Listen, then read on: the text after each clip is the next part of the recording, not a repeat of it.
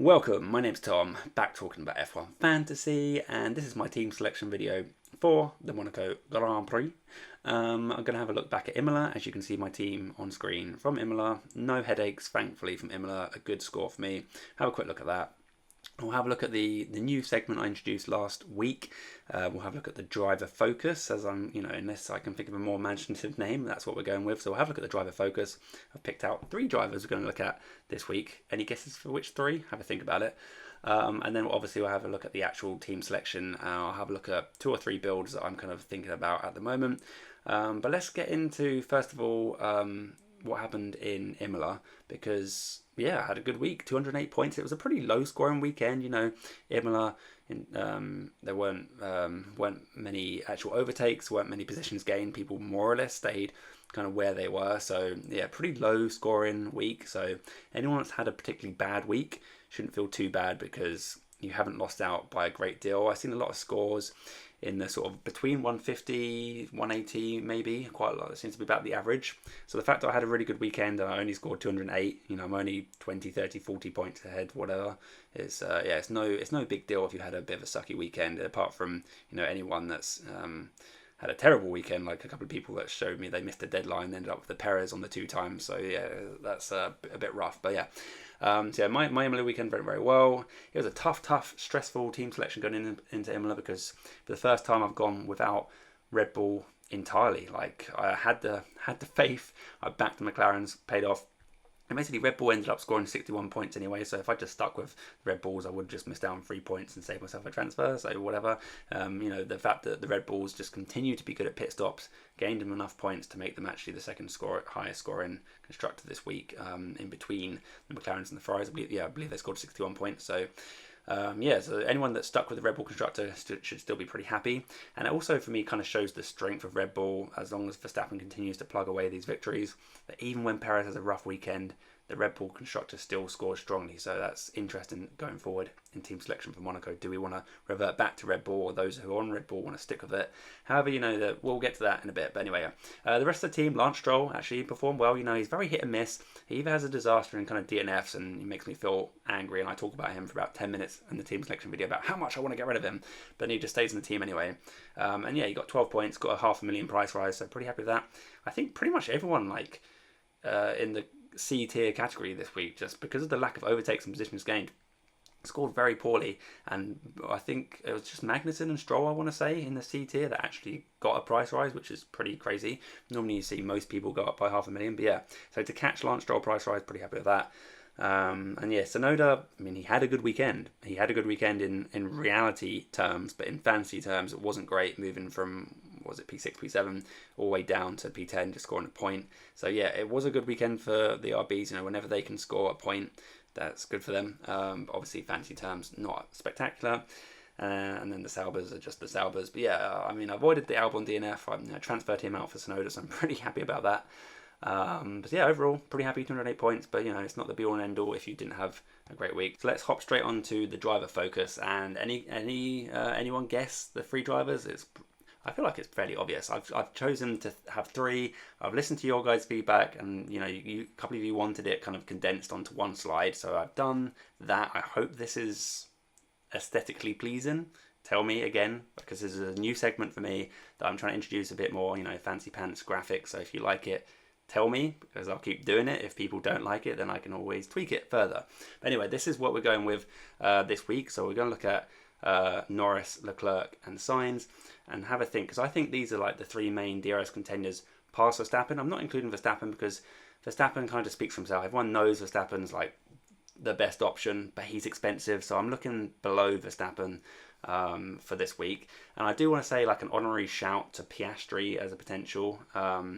I've not also included Perez as well. I'm talking about, I've included these 3 drivers as the driver focus, and I'm already talking about everyone except these 3 drivers. But Perez and Piastri are also kind of contenders in this region. I've kind of not included Perez because I think he's not going to be in a lot of people's minds after a poor performance in Imola. Are we seeing the tail off from Perez already? Is it a bit too early to say that? I don't know, but I don't think a lot of people are going to necessarily trust Perez going into this weekend unless he has a fantastic practice session, 3 practice sessions. And also Piastri, I think some people may have him in their team still from, a lot of people wildcarded into like a Piastri Sainz build. And if you still got Piastri, I think he's a fine hold in terms of 2 times. And I think he's got a driver of the day ability in him. But I think I want to focus. He says again after talking for like 2 minutes about no one but everyone but the 3 drivers on screen. I want to focus on these 3 drivers. So I want to talk about Lando Norris, I want to talk about Leclerc and Carlos Sainz, because I have talked about Lando Norris extensively in the driver focus from last week, but we'll go over him again because he keeps bashing out the driver of the days. I think that's 3 this season now. We've only had 7 race weekends, and so he's had almost 50% of the driver of the days. And when you get 10 points and you're on the 2 times, that's 20 points in the bank. And some people might argue like, oh, he's already had 3, therefore people are going to get fed up of voting for him maybe, and they'll vote for other people because they're kind of just fed up of Norris winning all the time. But there's a lot of McLaren fans, there's a lot of Lando Norris fans, and Lando Norris right now is like the closest to picking off wins from Max Verstappen. And as long as Norris keeps doing that, he's going to get driver of the day in my opinion. I think he may have already had 3 already, but I think he's going to get more. So yeah, I do think that moving off Lando Norris because you think he's not going to be a driver of the day candidate, I think he's still a strong candidate for driver of the day. Personally, you may disagree, but I also think that both Leclerc and Sainz are also driver of the day material, because we know that Ferraris and McLarens are nearly entirely make up the driver of the day votes for whatever reason. Like I say, it could just be the big fan base and the fact that they are in good cars, so when they start back they can claw a few positions back, and that gets the fans' approval and they get the vote. So yeah, I think all 3 of these for that reason are good driver of the day candidates, and therefore good 2 times DRS candidates. Max Verstappen, he's there thinking about other candidates for his own fantasy team on the slide, but I think Verstappen just doesn't have the driver of the day capability unless he has a poor qualifying and is able to make up positions. Or he has a grid penalty because of like an engine change or something, and he makes up positions. That's the only real way I can see him getting Verstappen. Although potentially Verstappen might get driver of the day. Now there's a lot more competition. If Norris and Leclerc, for example, are like pushing Verstappen has a great race. Maybe to some extent what happened in Imola, where Verstappen's like clinging on, holding on. Like, maybe people will think, oh yeah, Verstappen's had a great race. But to be honest, I personally think that people are in general, apart from unless you're like a Red Bull fan, I think people and fans in general are just kind of fed up of Verstappen winning all the time, and they're not going to vote him very, very often. So, having Verstappen as a 2 times isn't a great option for the driver day. Anyway, I feel like I've talking way too much about driver day. That's just kind of my thoughts and feelings on that. So let's move on to some of the actual stats here. I don't know why I have this knack of starting at the bottom. Let's not start at the bottom. Let's start at the top. The average points. So you can see that Leclerc, Sainz, and Norris are all immediately below Verstappen in terms of average points over a race weekend. Leclerc marginally edging it, although I do think that Norris is kind of in that upwards trajectory, whereas Leclerc and Sainz are kind of steady where they're at, whereas Norris is kind of upwards trajectory. Victory a couple of weekends ago, and then second place this weekend. I think the second place before that as well. He started off not so great, but the McLaren upgrades have obviously made things supremely better for him. So yeah, in terms of average points and points per million, like the value, you can see the value in the Ferraris. Leclerc at 1.27 and Sainz at 1.31, whereas Norris is only 1.05. That just shows that the difference in price has quite a big difference in value. So, but that's only important to me if I can make up some money with that money saved by going from Norris to Leclerc, for example. So the difference between Norris and Leclerc is about 3 million, and it's about I think almost. I want to say 4.5 million between. Oh yeah, it's literally right there at the bottom of the screen. I've already gravitated to the bottom of the screen stats. Great, but yeah, I do think that the difference in price is only really important if you can use that money constructively for the rest of the team. And saving 3 or 4 million is actually quite nice because it gets you away from like a Sargent or an Albon or something. Because the Williams just suck at the moment. Reliability issues, just a slow car like P9, P10. In terms of constructor, like consistently. If we can get away from Williams, I think it's just advisable. So you could upgrade a Williams into like a Sonoda or something like that. So I think the money saved there is actually quite valuable. And in fact, in terms of team selection, you'll see it could be quite good in terms of upgrading exactly something like that, like a Bottas up to say a Hulkenberg or something, who's going to be better this weekend in my opinion. So yeah, points per million on that. Take it or leave it. But some more juicy stats of positions gained. Positions gained or lost. Interestingly, the Ferraris actually aren't too bad. You consider the Ferraris because they're generally starting at the front. They're not really going to gain that many positions, but they're actually like right in the middle of the pack, P9, P11 for positions gained and lost. I guess some of that's offset by the fact that some other people have DNF'd or whatever, or fallen back in races, and that kind of pushes them up. So maybe Leclerc and Sainz aren't necessarily gaining positions, they're just not losing them, whereas other people are losing them, so that pushes their rank up. So I'm not sure exactly how much you want to read into positions gained and lost statistic, but in general it shows that they're not falling back at least, and with their Imola upgrades hopefully they can continue to push on. If we're picking them as our DRS boost, and most of us have probably got Ferrari as a constructor as well. Interestingly, the overtakes is something that's definitely stood out to me, and that Carlos Sainz is 5th for overtakes compared to the other two who are languishing down the bottom. Norris, the absolute worst for overtakes in this season so far. Leclerc, not far behind him, P18 for overtakes. So yeah, Sainz maybe just have a little bit about him. Some drivers just have a knack for getting overtakes. Maybe because Sainz has generally started a little bit further back. I haven't got the actual data up in front of me to say exactly where Carlos Sainz has been finishing, but the fact that Carlos Sainz is able to get those overtakes is pretty nice in terms of when you're thinking about who to put the 2 times driver on, and the fact that he's cheaper as well is pretty nice. However, we are going to Monaco, where overtaking is going to be very difficult, almost impossible. So I'd imagine the overtake rate to be pretty low.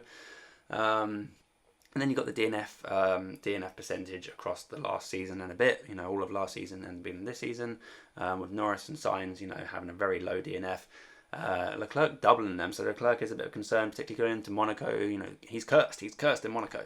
But if you don't believe in curses and all that, then nevertheless you can't argue the fact that he has got a double the DNF percentage over the last year and a bit to the other guys. So I think that equates to 4 DNFs in the last season and a bit, compared to just 2 from both Norris and Sainz. So yeah, it sounds like, oh my god, double, going from 2 to 4. It's not actually that extreme, but nevertheless, when you're picking a 2 times driver, you want to have some trust and some consistency, and Leclerc just having that seemed to like natural ability to just put it on the edge a little bit more. Maybe Norris and Sainz are probably just a little bit safer, and you're probably slightly less likely to have a catastrophic weekend as your 2 times DNFing.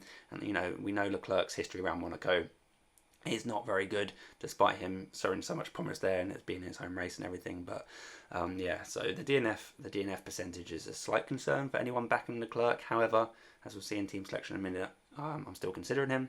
And then finally, the ownership. The ownership's pretty close. I've put Leclerc in the red because 33% is a little bit high, so it's less of a differential. The lower the percentage, the better in general, because you just if he is the good pick and the percentage is low, then you're in a good spot in terms of gaining points over everyone else. So yeah, that's kind of just a quick. That's not a quick summary at all, is it? How long have I been talking? Like 10 minutes or something? Best part of 10 minutes at least. That's kind of just some thoughts and feelings to throw out in terms of these drivers. And some of you might just be thinking like, yeah, but why are you even talking about them when Verstappen's just the best pick? And it's like, well, is he the best pick? Because we've seen Norris win in Miami. We've seen Norris so close to winning in Imola. And at the discounted price, 5 million cheaper than what Verstappen is, then we should be considering someone like Norris. And with Ferrari's upgrades, although they struggled a little bit in Imola, I think some of their struggles have been straight line speed, which will not be a problem in Monaco.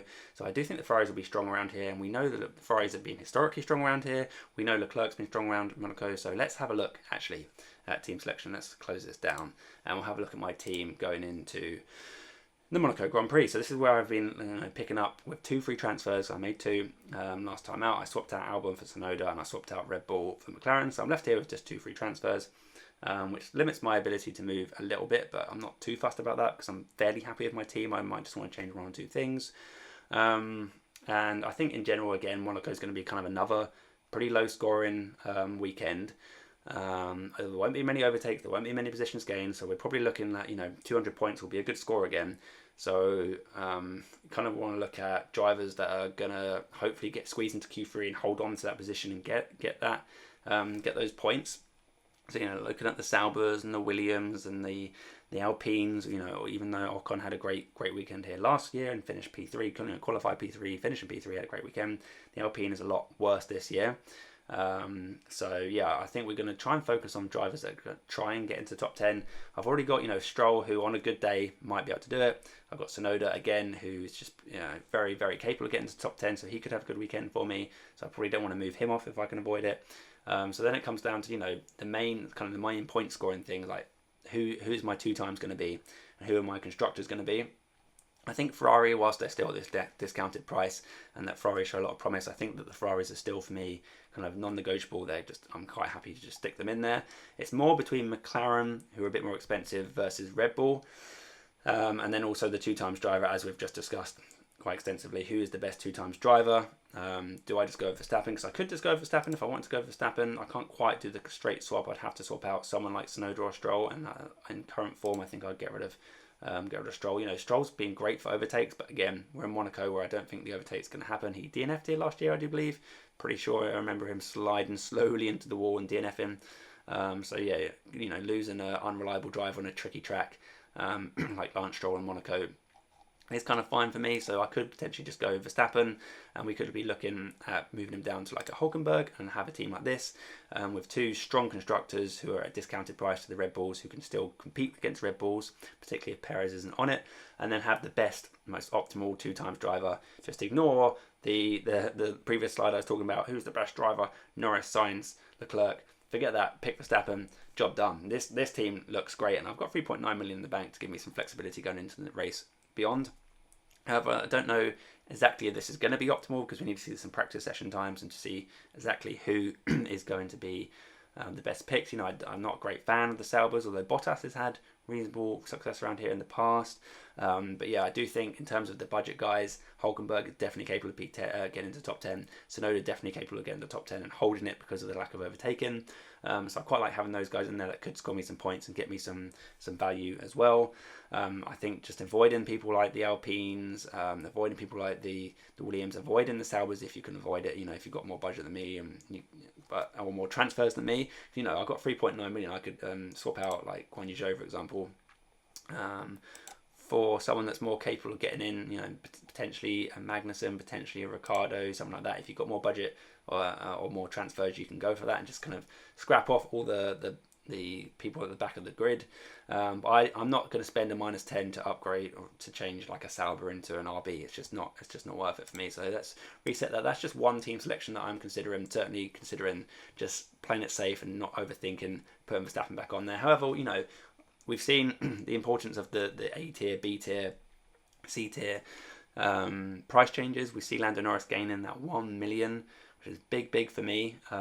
Because if I really wanted, I could actually afford to go back to like the older meta. I say old meta, like the meta from like last week, pretty much. I can quite happily, is this sorted by value? Yeah, there we go. I can actually, I have to take like a -20 or something, but I could just about, for example, afford a team like this, which also looks proper juicy. And like I say, this was like the dream team, or more or less, from a couple of weeks ago, and I've been saying for weeks, I wish I could afford this team without Logan Sargent. Well, I can afford it without Logan Sargent. I can afford it without Albon, who's proven a lot more problematic this season than we thought he would.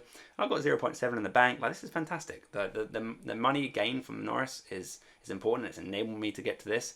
So I could just wildcard away from McLaren's, forget about them for a bit, and move into a team like this, which I think is legitimately a good thing to do as well, if I want to. However, I do think that McLaren still offer good value for money. The McLaren constructor is still under 25 million, so it still counts as a B tier. So if McLaren's win the day, we could see $1 million, or is it even $1.5 million price rise? I want to say, I can't remember what it is for the constructors. I don't think anyone's done it for a little while, have they? So either way, you could see a big rise from McLaren, as they're still counted as a B tier.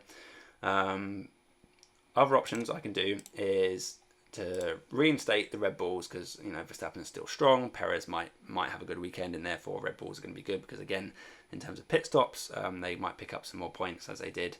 They've been doing all season, basically, just consistently getting like 2-second pit stops or even less than that. So that's just like one transfer I can do there. And I can't quite get to Norris. Wait, why can't? Oh yeah, I'm actually just a fraction short from Norris doing the straight swaps. That's a little bit unfortunate, but either way, I can then pick between these 3 guys. Like I say, I'm kind of counting off Perez unless he has an insane practice session. He looks amazing, but I still just a little bit distrustful of him. For me personally, I think I'm leaning more towards Leclerc. I think Carlos Sainz is great value for money. He frees up budget going into the next race, so you can upgrade other drivers more freely. But I just think it is risky going to Leclerc. I will say it's risky because he does not have a good record, and I am quite a big advocate of when drivers are good at a track. I think that I factor that quite strongly into my decision to pick them. So therefore, I should also factor in my decision to not pick someone based on if they're bad at a track. And I don't think Leclerc's bad at Monaco. I think he's actually exceptionally good at Monaco, and he's capable of putting it on pole. And if he does put it on pole, he might win the race. Driver of the day, like we're looking at 35, 45 points easily for Leclerc for the weekend if that happens. But you know, there is this history of him DNFing in this race or having mishaps happen to him. Some poor strategy calls, although Ferrari have hopefully cleaned it up. But maybe 2024 is Leclerc's year this year. And I can see his name in lights, you know, like I say, driver of the day potential, winning potential if he can put a good quality lap together. And we know the Ferraris are strong around this track and strong in general off the back of some upgrades in Imola. So I've got high hopes if I was to go with a team like this. Again, this is all these team selections are very dependent on the practice sessions. I want to see who looks the strongest because we're still getting used to all these upgrades. You know, we used to, Red Bull are the best, who's second best, we'll fill in the gaps. But now it's suddenly the waters are getting a little bit murky and we're not 100% sure, are Red Bull the best? Are McLaren the best? Are Ferrari knocking on the door to be the best at a certain track potentially? Or once they fine tune their upgrades from Imola, will they be the best? And you know, someone like Charles Leclerc, if he can finally put together the weekend, which we all know he's got in his locker this weekend around Monaco, then this could be like the dream team right here with Tsunoda and Stroll, potential top teners, hoping that like Zhou and Bottas just like don't DNF, and then you're packing out huge points of Ferrari Red Bull constructor, and then hoping that Charles Leclerc gets what he deserves. And when I say that, I mean hopefully winning the race if you go with him. So that's more or less where I'm thinking at the moment. Like I said, there's a few team selections floating around in my head. That's kind of where I'm at the moment. Practice sessions will take place and then I'll have further thoughts. Unfortunately, this week, again, I know I've kind of been a little bit bitty with my content at the moment, but I am actually away this weekend. I'm on a stag do. My brother's getting married in a couple of months. I'm off to Munich. Anyone wants to say hi to me as you see me probably a bit drunk walking through the streets of Munich? Probably best to stay out the way, to be honest. I'll probably just embarrass myself. So yeah, I will be away this weekend, which means no more like final thoughts videos, live streams, that sort of thing. Unfortunately, but I'm hoping that for the next race in a couple of weeks, I think it's Canada a couple of weeks after, I'm hoping I'll be back to more of a normal routine where I'll have team selection followed by final thoughts or a live stream depending on what's going on. So yeah, but in terms of actual content for me for now, that's kind of where I'm at. I will still try and stay active on Twitter to some extent, but I don't know exactly how active I'm going to be able to be as I'm in a foreign country and I'll be on a stag do having a party basically the whole time.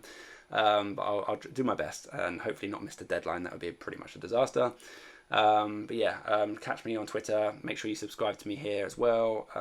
You can comment on the video and I will do my best to reply to you. But yeah, that's kind of wraps up my thoughts and feelings at the moment. Like I say, I'm a little bit kind of could go this way, could go that way, but that's kind of where I'm always at going into a Grand Prix weekend. And then those ideas, once I've formulated them, will get condensed into the actual final team selection once practice sessions are done, everything's been analysed, and we go with the flow. So thanks very much for listening to me prattle on about F1 Fantasy yet again. I think I actually checked my videos the other week and I think I've now gone over the 100 mark. I should have done like a special 100 video, but I've actually done like over 100 videos of F1 Fantasy, which actually is like, wow, that's like a lot. That's a lot of talking, and that's also a lot of you guys listening. So thank you very much for listening to me for over 100 videos worth, and plus a few live streams. So yeah, thanks very much, and I'll catch you again for some build up to Canada. But like I say, comment, I'll chat to you. Catch me on Twitter, I'll chat to you. And yeah, see you in a bit. Thanks very much for listening, and bye for now.